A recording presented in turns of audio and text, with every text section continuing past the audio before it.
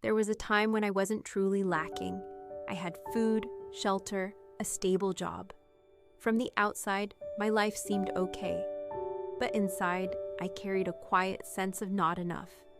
As if I was always on the outside looking in, even though I was living right in the middle of life. That sense of poverty didn't come from hunger. It came from subtle comparisons. They bought a house, I rented. They traveled, I counted every coin. They upgraded phones, I kept fixing mine. And the more I noticed those things, the more I shrank myself. I stopped dreaming, stopped asking, stopped believing I was allowed to want anything more. I thought it was humility, but it was shame, poverty of the heart, not a lack of money, but a lack of self-trust. Once, I received a surprise bonus. It should have brought joy, but instead, I felt anxious. Will this happen again next month? I wondered.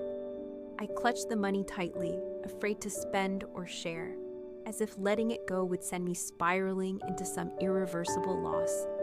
That's when I realized, feeling poor doesn't come from how much you have. It comes from not trusting you can create again. It's the fear that if you lose everything, you won't be able to rebuild. And when that fear exists, you live as if you're always on the edge, even if you're standing on solid ground. Eventually, I began asking a new question. Not, what if I run out of money, but if I lost everything, could I start again? That question didn't give certainty, but it gave strength. I began remembering what I've already overcome, the value I've created, the people who've shown up for me. I realized what I need to hold on to isn't money, it's trust in the flow of life. Money will come and go, but as long as I stay awake, kind, and adaptable, I'll always find a way. Since then, I've stopped clenching every dollar.